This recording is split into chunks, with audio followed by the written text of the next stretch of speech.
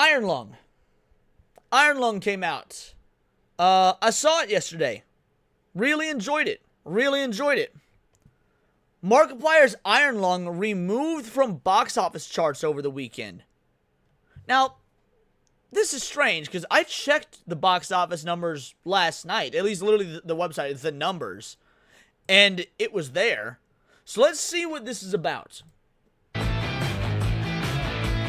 Hey guys, welcome back to Clownfish TV. This is Neon. I am here with Geeky Sparkles. Hello.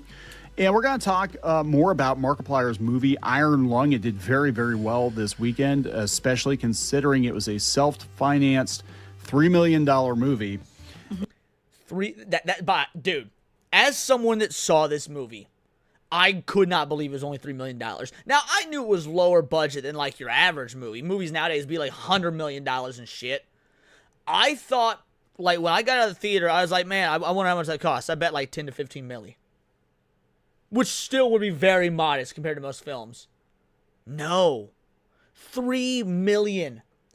$3 million. I was shocked, bro. Now, it's taken in $21 million globally. With almost, actually, when I checked last night, it was almost $23 million globally. And when I checked last night, almost $20 million of that was just in the U.S. This is a wild success story. And it helps that the movie is good. It helps that the movie is good. And it came in second place. It came in second place this weekend, but it made like $17 or $18 million domestic. Yeah. Which is amazing. Especially. Yeah, I watched it last night. That's why Tinfoil Haters was so late last night. Because all the showings that I could go to were taking place smack dab in the middle of when Tinfoil Haters normally would be. So that's why my show got delayed last night, because I was seeing the movie. For a $3 million movie. But he had to fight to get theaters to carry it, too. Yeah, we're going to talk about that because there seems to, or at least he's claiming there were some shenanigans with some of the sites. They did not want to report fairly how well this movie was doing. And it could be an oversight, or it could just be that Hollywood. It's not an oversight.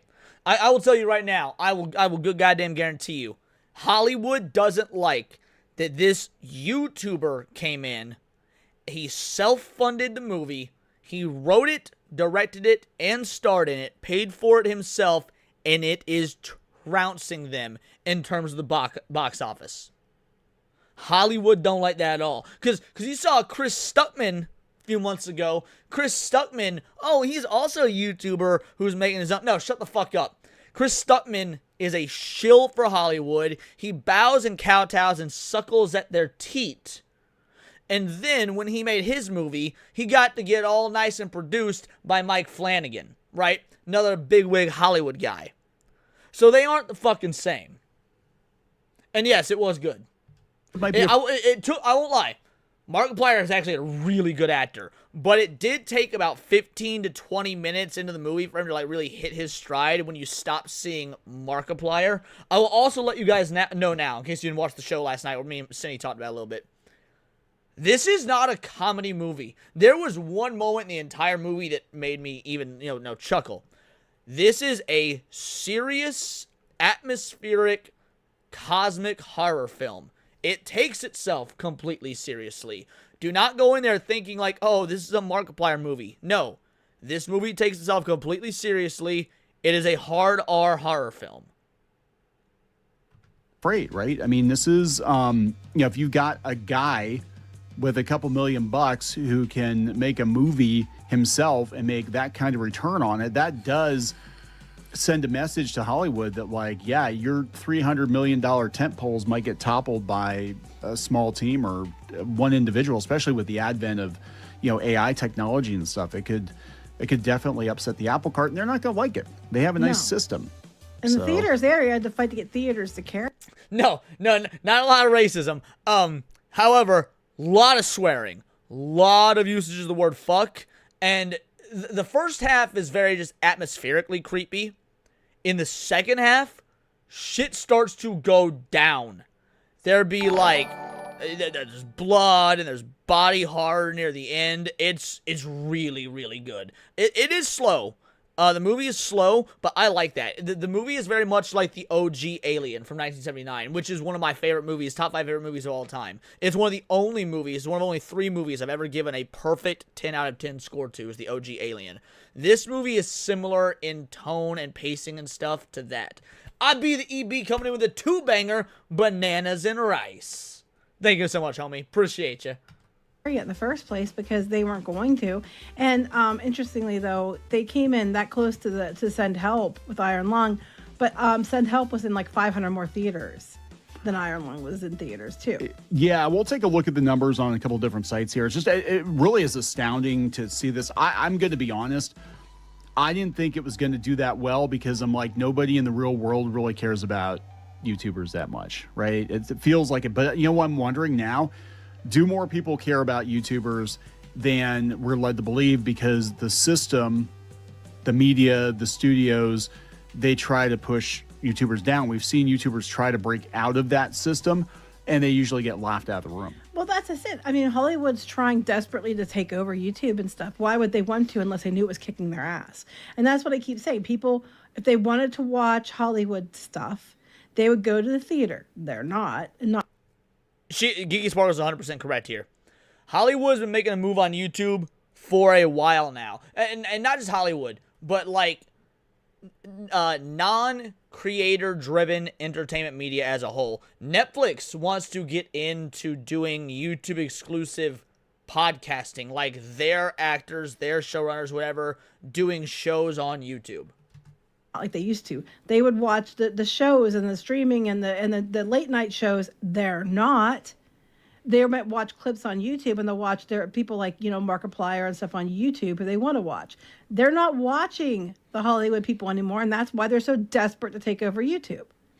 This is going to probably hasten that desperation. That is, and this is going to be used as a, hey, look what YouTubers can do when given the opportunity. But then what's going to happen is they're going to try to rein us all in. They're trying to replicate it and fail. They're going to replicate it. They're going to try to artificially create their own YouTubers. And they've tried this before. They tried pushing Hollywood celebrities on YouTube. And like I remember Brie Larson magically got... Bro, Brie Larson and Will Smith. Brie Larson and Will Smith both got astroturfed to the max on YouTube. And actual viewers, actual regular people that like the authenticity of just seeing regular people on camera and make videos and do streams and shit, fucking rejected it. 100,000 subs almost overnight, and then her channel just completely fell off. It's like they're trying to. But when the pandemic was over and she didn't need it anymore. When she didn't need it anymore, yeah. And a lot of celebrities did that. They basically slummed it on YouTube or slummed it on podcasts until they didn't need it anymore, and they could go back to work, and that was just like a plaything for them. So. We'll see what happens, but let's talk about this, and we're going to go out and look at Markiplier claiming that there were some shenanigans, which I completely believe there probably were. But again, he had to fight just to get this thing in the theaters. It was going to be very limited release, and it wound up on 4,000 screens. So that's pretty amazing. So before we get into it any further, please subscribe for more pop culture news, views, and rants. Guys, you'll get a woohoo if you do. Woohoo! Hey, real quick, we're going to launch it later this week, but we're going to give you another chance to pick up the Crimson Wren hardcover. We're going to go back to press with it with some all-new perks. So keep an eye out for that on Kickstarter within the next... Yeah, Alex Darby says it's crazy how fake it till you make it is a corporate strategy in so many instances. It's wild because, I approach YouTube with the fake it till you make it mentality, but not fake it as in don't be who you are or anything like that, because that's not what fake it till you make it is supposed to mean. My whole thing was... you got YouTubers out there like Mr. Beast or PewDiePie, all these people that are putting on shows, or again, it doesn't even have to be like the big dogs like that, because with Mr. Beast, obviously the authenticity has been gone for many, many years. But take people who are still authentic, right? People like Hypno, people like hopefully I would assume like Geeks and Gamers, stuff like that. And my mentality was always from the moment you start YouTube, act like you've got an audience like that. Act like you're streaming to 300 people, not to 13 people. Act like your videos are going to get, 100,000 views, not 100 views, whatnot. Because it'll keep you hungry. It'll keep driving you. You'll keep that mentality of, I'm going to... That's what fake it till you make it means. You're still being authentic the whole time, but you want that mentality of like, I've earned this, or I'm going to earn this, or I'm going to break it into biz or whatnot. That's what fake it till you make it's supposed to mean. But I guess that's not how they treat it. Dare to, probably. And no, I've only ever seen one Mr. Beast video in my life, Lynchpin. So go out and follow us if you want to get that. I know a lot of people missed out the first time. It's been a couple of years. So thank you very much for that. Then maybe we'll make a movie if we can get $3 million. We'll see what we can do. All right. So this is, let's see here. Let's go out to his post here. This is coming from Catherine Naomi, reposting his TikTok. So let's see what he has to say about the situation. He thinks there are some shenanigans going on here too. So this is funny. This is on Friday. The box office numbers. I'm number one, right? I milked it a lot. I said it. It was very funny. I knew that Sam Raimi's movie was going to pass me eventually by the end of the weekend. But I was like, ha, I'm number one. But then I didn't see this yesterday. But here's Saturdays. So this is Saturday, right? I swear I was on this list. Yeah, you were. But There is no way he fell so far that Zootopia 2 and Avatar Fire and Ash, which have been out for like 2 months now, would have beat him in the daily numbers. That is the absolutely. Now again, maybe it was a glitch, benefit of the doubt. I doubt it. They didn't like that a YouTube guy hit such numbers. Oh, that's interesting. It's not on the list at all on Saturday. I was telling you that on Sunday too. Uh-huh. Iron Lung isn't here anymore. There's no numbers for Iron Lung. It took me off the chart. What? And I thought, hey, maybe that's a fluke. maybe there's something wrong. But here's Sunday. I wake up this morning, which reports the day before his numbers. I'm gone. I'm not even. See, I wonder if this was only, because this looks like this is Box Office Mojo. The website he's using, I can tell, is Box Office Mojo. I wonder if the numbers did the same thing. Because the numbers is a different website. And people argue whether or not the numbers or Box Office Mojo are more accurate. People say the numbers are more accurate. Maybe it is. I like Box Office Mojo's UI better, so I use them more. But I've gotten to start using the numbers a lot because people say those are the more accurate ones. They're not usually super different from one another. But yeah, I wonder if this happened across all box office trackers or if it was just on Box Office Mojo. I'm not even above Hamnet. I'm nowhere. Zootopia's back up here. Avatar's up here. Oh Melania's up here. I feel like I should just, like maybe I'd be fine with here. I'd be fine with being on the chart. Yeah. Why'd you take me off the chart? Okay, well, you know why they kicked him off the chart. Where these websites get their data, is it the data source causing issues? So, from what I understand, and people know better than me, correct me in the comments or whatnot, but from what I understand, where they get, so the data is provided to them initially based on projections from the various business insiders that track ticket sales and whatnot. So the numbers are actually only projections. And then after opening weekend, when hard numbers are actually counted, the numbers are adjusted. And again, these numbers are reported directly to them. Is Markiplier cool and never seen his stuff? I haven't watched Markiplier in years, if I'm being honest. I really liked him back in the day. I did. I really liked Markiplier back in the day. He was a really like down home, like salt of the earth kind of guy. Even if you didn't like, again, he's been very good about knowing when to shut his mouth, just play his fucking games. One of those, is he an ultra liberal lefty type motherfucker? Probably, because all of them are. But you wouldn't know. He shuts his fucking mouth, he does his fucking job, and he entertains the crowd like the clown he is. And that's how it should be. That's how it should be. I just haven't watched him because ever since I got into doing YouTube, I don't really watch big YouTubers anymore with the exception of the Y-Files. That's like the exception of the rule. I love the Y-Files. It's my favorite YouTube channel. But I mostly watch, and I guess like Hypno is now a big channel. So I watch Hypno, I watch Smash, but they weren't necessarily big at the time when I was first doing YouTube. So, but yeah, I don't really watch big YouTubers anymore. It's just my interest just isn't quite there. So I hope he's still as good and cool, but for many years he was, yeah. His podcast was pretty fun too. I know why they keep him off the chart, because they're going to minimize. They're like, okay, fine, let the theaters let the plebs have him because they're wanting it. Not maybe it's going to be limited run. I like PewDiePie as well back and in the day. And then it did better than their Same stuff. with JonTron. And then they're like, quick, hide it. You know, that's what it's about, and it's absolute crap because they don't want people to know that some guy with $3 million can beat them at their own game. Yeah, so this is true. This is Matthews Warrior says it's because he's independent and he generated more profit than a major studio. That's why they do this to musicians too. This happens in publishing a lot too. We talked about this a while ago, but in mainstream publishing, to get on the New York Times bestseller list, it's not about who sells the most books. You would think it's about who sells the most books. It's not. It's whether or not they deem you worthy to put you on the New York Times bestseller list. Well, not just that. They have certain locations. There are certain locations they go by. It doesn't go by across the industry. Like, there's select locations. How much do they sell? And if you sell a lot there, you get been list. People figured that out. So they just go in and buy a bunch of books, which you can actually pay companies to do, by the way. And they do it themselves all the time. They buy a bunch of books from those locations to fake the bestsellers list to get on it.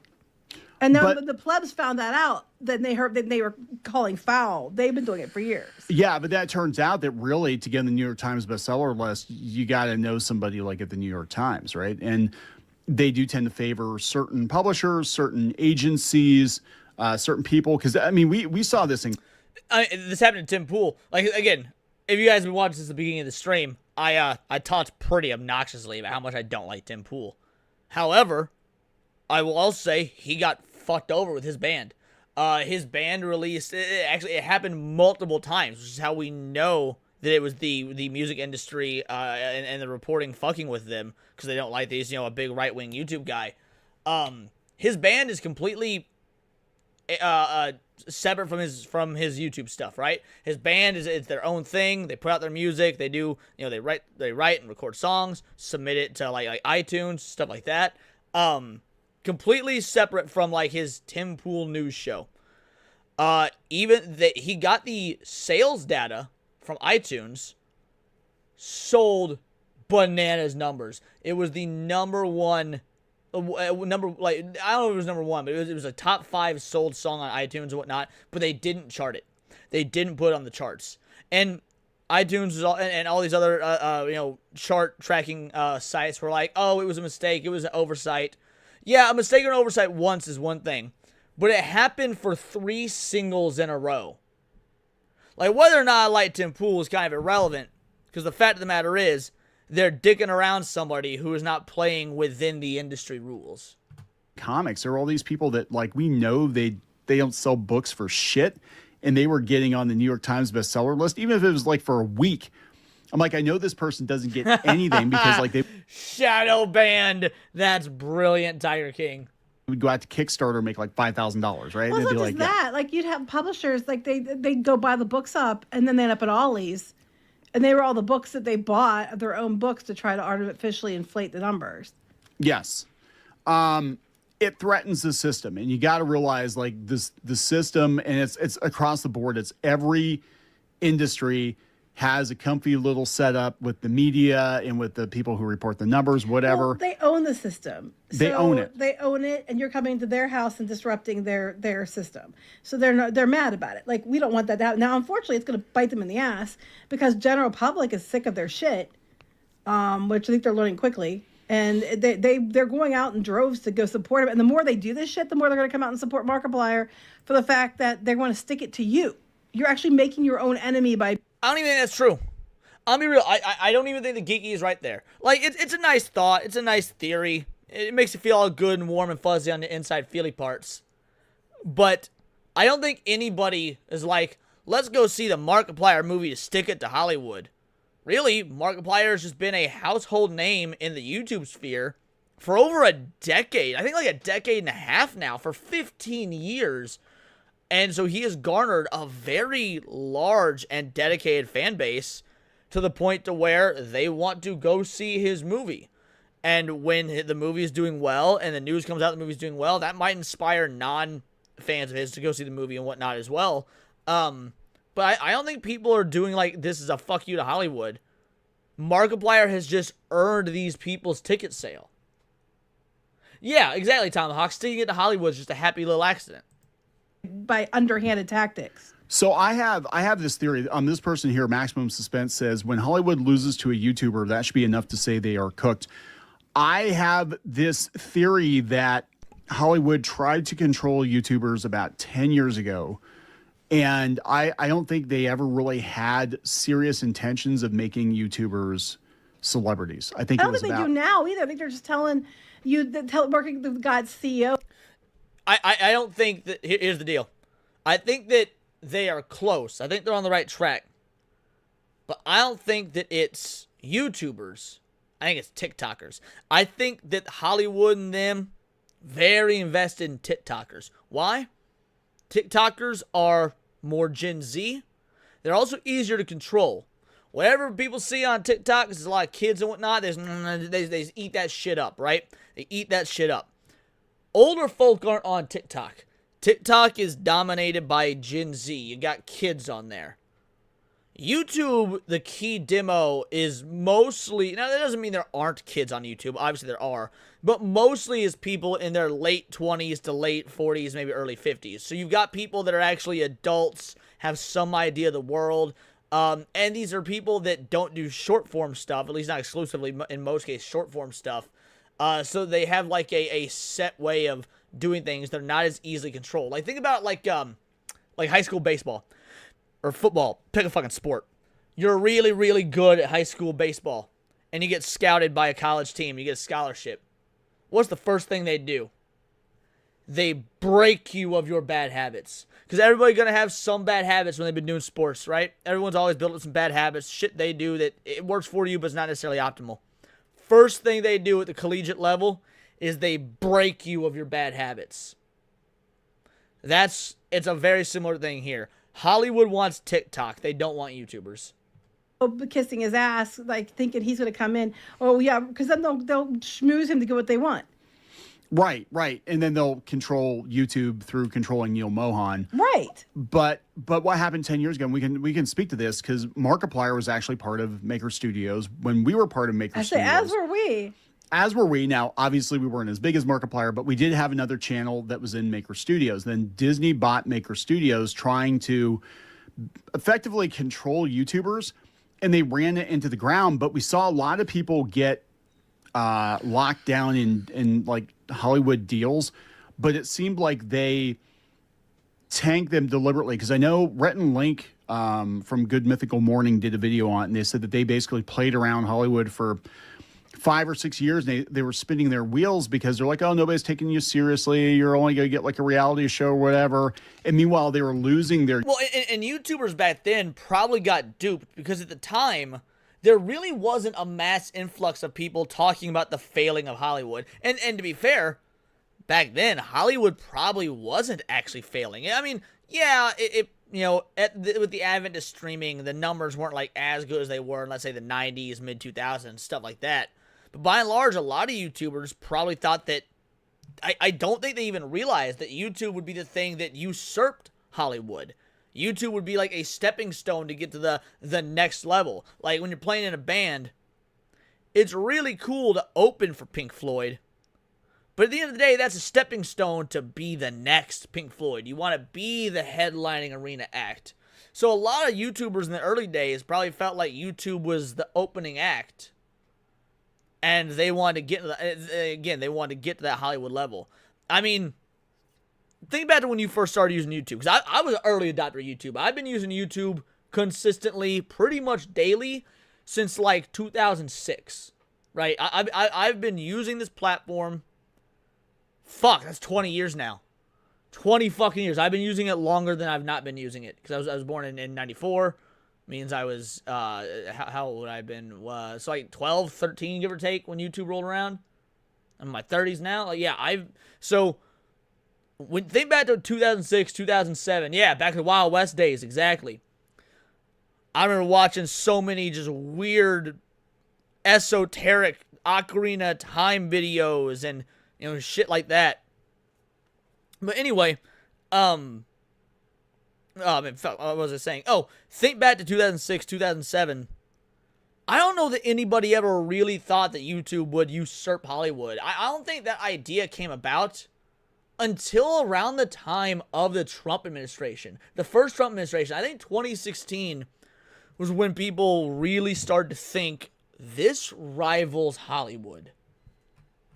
YouTube audience chasing the Hollywood deals. And they said in the one video that they basically felt like they were being stalled out. Yeah, that's exactly what they'll do. And we saw that happen in publishing too. I was going to say, we've had this happen.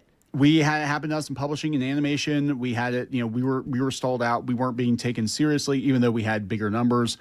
And I think Markiplier is very correct in the fact that because Markiplier Studios, not like Markiplier through like, A24 or whatever. I mean, A24, picked up Has Been Hotel and all that, which was a YouTube thing first, but he did it himself. And I think you're probably going to have to, but that is. Yeah, Markiplier did what Kevin Smith did. Now, mind you, it's very fun and easy and hilarious to shit on Kevin Smith now, and rightfully so. Dude fucking sucks. But think back to Kevin Smith in 1994 when he did Clerks. Maxed out all of his own credit cards, sold his comic book collection, filmed a fucking movie in black and white because he couldn't even afford color. And it eclipsed being an indie sensation and it became a theatrical sensation. Clerks was groundbreaking.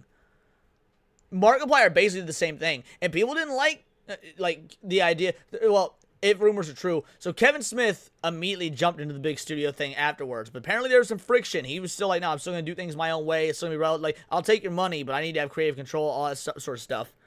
And people don't like it when you're your own boss. People like to control shit. The threat because they're not getting their cut, right? I don't know if is he union? Because agreed, Alex. Absolutely, he did everything himself, right? I don't know if he's union or not union or whatever, but they're going to be pissed about that because they want a cut of that. And so what they try to do is they try to either get the YouTubers locked in to play ball with it. Look at Aquafina, right now she just gets like bit parts or whatever. Or they're going to just keep it on the back burner so you're not competing with their darlings, and that.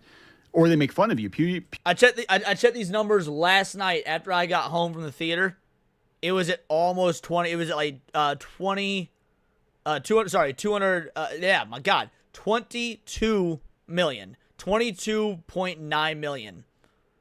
So just since last night, with the new updated numbers from yesterday, it has gone up by more than 1.5 million more. It has gone up by. This is an indie film. Written, directed, starring Markiplier, made on a budget of $3 million, all done independently through Markiplier, is already sitting on almost $25 million. But yeah, Hollywood's not going to like this. Hollywood don't like this. Not at all. PewDiePie, we talked about yesterday, he was at an award show, I forget which one, like Golden Globes or Kids' Choice Award or something, and they introduced him, and nobody knew who he was, and they were laughing at him. Like, oh, it's just a YouTuber. Yeah, I know, and they're so arrogant. And you said about locking you down. All I could think of is the time that we had an agent that was supposed to be working for publishing, and we got the pinnacle, and they were talking an agent at a big agency. It was like no, it was one of the, it's actually our agent at that time was with I think it was the second largest literary agency in the world. It was a New York agency, and they were representing a bunch of comic book people, and we were one of a handful of people that were represented, but we weren't the right kind of people. Yeah, and that's just it. They used like connections we had and things that you asked. So I think the dev adapted the screenplay with Markiplier. They did it in tandem because the dev's name's also in the credits. It's not just Markiplier. So yeah, I believe I could be misremembering what the credits said because again I just saw it last night, so I've only seen it one time. But yeah, for those of you that don't know, by the way, it's based on a video game. It's an adaptation of the Iron Lung video game, which I haven't played. I own it, but I haven't played it yet. I'm probably going to be playing it very soon. I'm working on a game right now that I'm trying to plat. I'll probably have it platinum by the end of the day, actually. Anyway, it's neither here nor there. Point is, the original creator was involved. I don't know how much involvement he had, but I do think he worked on the screenplay with Markiplier, yes. You inquired about, doing some work for Disney projects and stuff. And what he did was, instead of going and getting the work for you, he turned around and used your connections and stuff you said to block you and then go get the work for his darlings. And that's what happened. Yeah, and one of his darlings happened to get the DuckTale gig. One of his darlings also happened to ruin She-Ra. That's a whole other story. Yes, we had the same agent as that person. We did. But anyway, So do my surprise? Fabulous secret powers, fabulous secrets revealed. Yes, it was. But here's the thing: it's like, they're going to go out of their way, and the fact that they're doing this and they're making a public display of doing it, and they're doing it such underhanded shit, like first the theaters and now this, and it's up to the fans have gotten it put through, and so much so that like we're around us, there was one theater that was going to carry it, and then it went from that, and that was a ways away. It went from that to the local theaters are carrying it now, and they're selling out showings. Yeah, it's weird because the one theater they carry a lot of like avant-garde stuff, but we had to travel a little bit to get to that theater. But they carry a lot of like the stuff that's only out for like a day or two, right? When they and this was one of the ones that was only supposed to go there. Right. Well, yeah, like the mainstream theater carried it, and I happened to drive by it yesterday, and I'm like, it's a Sunday afternoon, the parking lot is packed. I'm like, this normally. And I did go look and see which theaters were sold out, and it was for this. It was for this. And I'm like, are they playing Iron Lung? I'm like, oh, sure as hell, yeah, they are. I said that. It's so funny. It's so funny. Something just occurred to me. So look at the numbers here, right? Iron Lung, almost 25 million. Because I also saw this movie last week. Return to Silent Hill. Fucking bombed, bro. Fucking bombed. It's been out for twice as long. Hasn't even made the same amount of money. It's only made $5 million American. Only $5 million in the US. $15 million overseas. Iron Lung, based on an indie game. Domestic, 21.5 milli. Almost 25 million in general. This is devastating. An indie game, an adaptation of an indie game made by a YouTuber is destroying a Silent Hill movie. Destroying a Silent Hill movie. Let's see, what was the budget for that? Return to Silent Hill budget. 23 million. It hasn't even come close to breaking even. Because when you adjust for the right numbers and whatnot, I mean, this movie probably needs, I would say, if we're being generous, 70-ish million just to break even. 70 million just to break even. Sitting at 20 million. This is a disaster. Movie is a disaster. And it sucked, by the way. It fucking sucked. It was awful. I don't recommend it. I don't recommend it at all. Like, it is abysmal. The Iron Lung's budget was $3 million. Not 23. $3 million. Silent Hill isn't Capcom, it's Konami, but yeah. That's what they're here for. So the fans are going to support it, and they also want to be part. He says he made it in such a way that's a viral thing, and on TikTok and stuff, and people want to be part of those viral moments. We saw that with Chicken Jockey and things like that. So if you definitely will get a boost if you can be a viral moment, which is what this is setting up to be. And of course, all that stuff is. No. I disagree. Comparing it to Chicken Jockey and Minecraft is because people are getting in on the virality of being fans of Markiplier, but the movie doesn't do anything for like viral moments. Again, first of all, the movie is not for kids. In case y'all are curious and you have kids that watch Markiplier or whatnot, do not fucking take them to see this movie. This is an R-rated cosmic horror film. This is not for kids. I mean, like, young kids. Like, take a 12-year-old. Like, if you let your kids watch Alien or Terminator 2, okay, they're fine to see this. What I mean is, this isn't like Minecraft levels of for kids or anything to that effect. There's nothing in this movie that's hokey, wink at the camera, ha, video game, here's the viral moment. Like, no, the virality comes from the dedication of Markiplier's fan base. Organic. A lot of times Hollywood tries, I mean, now they had Minecraft and stuff, but they can't generate legitimately these moments like people who are actually in touch with the audience can. They try to pretend, they try to fake it, but you need people who actually, have the real audience that they're where you found them, and they can do this. And they're not smart enough, and no one wants to see their shit. I'm sorry. I mean, Disney had their earnings call today. when it came to like Yeah, movie theaters based and War stuff, Wizard. they're down. The only thing that saved their ass was Avatar and Zootopia 2. Otherwise, Yeah. they were ahead 700 million. They would have been in the negative since the last time they checked if it wasn't for the fact that they had those two films that brought box office. Because Also, Lilo and Stitch, the live action one. Live action Lilo and Stitch also crossed over $1 billion. I just think it's worth noting. Tron Ares sure as hell didn't bring it. No. We were the only ones in the theater. Hoppers isn't gonna bring it. Yeah, Stupid. this is what's awesome. He did a video and he got all teared up and he said, thank you I don't guys so much blame for the him. support. I'm actually gonna go see it tonight. I'm taking our daughter to go see it. She wanted. Yeah, this is an old video, by the way. This video is from a day or two ago. Yeah, a day ago. They did review the movie. I haven't watched their review yet. I actually didn't think they did reviews on Clownfish TV anymore, so I might check out their review later. Y'all want to see my review? I'll show y'all my review. My review is super simple. No spoilers or anything, so if you're curious about it, if you're worried about spoilers, you don't have to be worried about that. Here's my review. Here's my review of Iron Lung. In a world of Return to Silent Hills, be an Iron Lung. In a world of Chris Stuckman's, be a Markiplier. That's my review. Go see it really badly, so I'm going to go tonight and see it. But what's awesome is he's talking about Geeky how is on it's a his Piggy win Boo for the review theaters. movies? I He didn't said, know I that. personally don't care about the numbers other than woohoo success. I'm going to be able to give the crew a big bonus. That's awesome. I'm not I a heard big that. I heard studio, Drinker so the liked it. split with the theaters is basically 50-50. It's really cool because everybody wins. So God wait, knows the theaters need it. He They had need to, it. but he had to get them to carry it. He had to make a deal where he gave them half the money. Well, that's usually how it works. No, with a it's lot not of that it. much. No, Well, it's usually yeah. a percent. It's not half.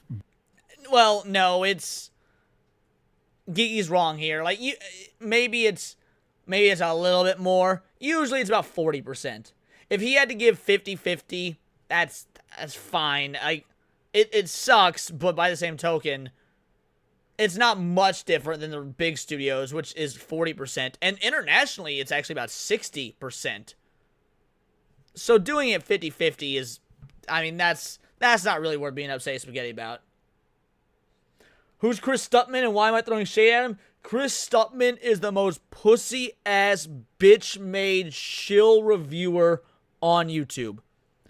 Chris Stuttman is the worst movie reviewer on YouTube. It is not even close. The dude, I would rather unironically watch Grace Randolph than Chris Stuckman. But you know Usually what? They get they're lucky if they get 20% from like Disney and stuff. It's not half. I'm glad he's doing it because it helps the theaters. But I'm also like the theaters are dictating we'll carry it, but you have to give us half the money.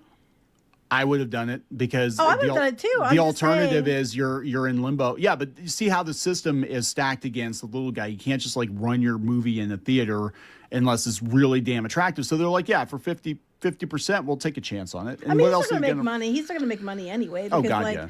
he's already at 20. Here's the thing, person. You say preferring Grace is crazy. Grace actually reviews the movies. She might do it in the dumbest fucking ways possible, but she actually reviews the movies. Chris Stuttman's version of a movie review is 6 minutes of recapping the plot and then telling you if he liked the movie or not. That's it. That is a Chris Stuttman review. 6 minutes of telling you who's the star, who's the director, who's the studio, the actual plot of the movie, and then whether he liked it or not. And the reason he's bitch made is because once he started making a movie, Chris Stuttman was all like, oh, now that I'm a filmmaker, now that I'm going to be making my own movies, and movies are art, I can't shit on the art of other artists anymore. So I'm only going to be reviewing movies that I like, movies that I found to be good movies. Because I know how I would feel if a critic came in and reviewed my movie and, they taught how, all this trash about it. So dude 100% compromised what little fucking integrity he had to just suck off movies and suck off the industry and defend the writers and the writers' strikes and basically go to bat for any and every bad decision Hollywood's made just so he could be in the in club. His whole thing was he would do whatever it takes. He would get on his knees. He would wear his Miramax branded fucking knee pads, and he would slob that Hollywood knob so that he could be in the in crowd. Fuck Chris Stuckman. Yes, unironically, I would rather watch Grace Randolph. Million 21 globally. Yeah, globally, and it's going to run for a short time, so there's still time, people to go see it unless they extend it. People will go see it. So even if you gave them half the money now, they get 10 million, he gets 10 million. It costs him 3. He's already ahead, way ahead. So this is what's interesting. So this is why you have to, in a lot of cases, do it yourself. And it's one thing we learned the hard way. And I stupidly thought for years that we would get people that would come along and help us, and usually what they do is they bend you over and they take. Well, they'll help themselves to your money. They'll help themselves to your money. We're still reeling from a couple of bad calls I made, thinking that we were going to get help, but that's a whole nother deal. Sorry about that one. Anyway, we're not going to get started on that one, but yeah, and I think he was in the same situation because I remember him going through. He had an agency and he had whatever, and he did all this shit. Well, get this. So the guy has the movie done. He's got the audience, right? So he shared that Iron Lung was originally scheduled to play in just 50 theaters before exhibitors got on board and booked the movie in venues around the country. You had to give him, 50%. Well, I can tell you it ended up in... Well, and they probably didn't book it on the quality of the movie. Which, to be fair, I mean, it's a good quality movie. I'm not knocking it. Like I said, it takes about 20 minutes to find its stride. I will also let you guys know if you plan on seeing this. The movie is too long. It's 2 hours. It should have been like an hour 40. It should have been an hour 40. You could easily cut up 20 minutes. I will say the movie is very good about, right when you're starting to get bored... Right when you're starting to get bored, shit happens and it pulls you back in. So, it's got some pacing issues, but it does kind of recognize it, do its best to mitigate it. So, there is that aspect of it. But the point I was getting at, they didn't, if it was going to be in 50 theaters, and then they expanded it to, the 3,000 plus that it's in, they didn't do it on the merit of the movie, they did it on Markiplier's name. Which, I guess that's fine. But they're banking up the name recognition of Markiplier, not the quality of the film. 3,015 theaters. Yeah, that's crazy. He fielded calls about a major studio helping with theatrical rollout before moving forward with the decision to self-distribute. So probably what happened was he took the calls. They wanted to take the lion's share of the money. Oh, sure. You do all the work. We'll take 70%. Exactly. And that's how it works. The theaters will get 20, you'll get 10, even though it's your work. Yeah, probably. Yeah, and that's how the system. So to play within the... Yes, it does hold the world record for most blood used in a movie. In fact, when I went and saw it, so I go to the Alamo Drafthouse for most of my movies. And in the Alamo Drafthouse, there's always a pre-show. If you get the movie 30 minutes early, there's a 30-minute pre-show, and it does all this special stuff that relates to the movie. And one of the things was going through the records of the movies that have used the most fake blood. By the way, it's most fake blood, by the way, just to specify. But yeah, it does hold the record for most fake blood used in a movie. Guidelines, the rules that they have set, that Hollywood has set, you have to give up pretty... And I don't know how much it used, but I'm pretty sure the record prior to that was 88,000 gallons. So I don't know what they did to break 88,000 gallons or how much they used. And it's only for a few shots. It's only for a few scenes, but holy fuck. Much everything. And that's why you get these people that are doing these movies. You're like, the movie was a big hit or whatever. You're a filmmaker. You should be making all kinds of money. And it's like, no, I'm hardly making anything, because by the time they take their cut, there's really nothing left. It's a system set up to benefit them. Right. And it's either you play within the system, and it's all, from the top to the bottom. It's, you got the executives, and then you got the studios and the accountants and the merchandising people. And God, the contract, we optioned a couple of series to Disney back when we were at Maker, when Markiplier was also at Maker, and the contract was draconian. It was like, we basically own your ass for, and if this thing happens, we own that too forever. So that's why you see these creators do these Cartoon Network shows, and they're like, why can't they just take it back? I'm like, Yeah, they would have to You can spend probably buy it back for a bunch of extra money if it is lot of successful. money. Yeah. But if it's successful, then they'll kick you to the curb, take it over, and they'll run it, and then make all the money, and you'll get nothing. Yeah, and then what Or very will happen? little. Yeah, and they'll run the franchise into the ground because they don't know what the hell they're doing because they don't view it as, the art as being part of the creator. It's like to them, it's just a property, and you just slap the label on. And Bob Iger even talks like this: slap the Star Wars label on it, and people are going to come. So, I would not call it blackmail. I would call it extortion. No, not if the story's not any good. They're not, and yeah. So this is really awesome to see, and I want to say this is going to be a sign of things to come. I think the studios are going to take the wrong thing away from this and be like, yeah, we can't let this happen again. Mm-hmm. But no, but because they wrongly think that if they don't go see Markiplier's movie, they'll go see theirs. It's like they weren't seeing yours to begin with. No one's probably going to see Send Help, are they? Exactly correct there. No, not. I mean, it's a Sam Raimi movie. I didn't even know it existed. To be honest, I'm like, what's Send Help? It's a Sam Raimi horror movie. Okay, but yeah, how much money they spend on that compared to Iron Lung, and it didn't do much better than Iron Lung. Looking at the top 10 even, and only a couple of the ones listed are ones that people actually are going to or have gone to a lot. Most of them they don't care. Oh my God, they put Melania on the list. Those Nazis.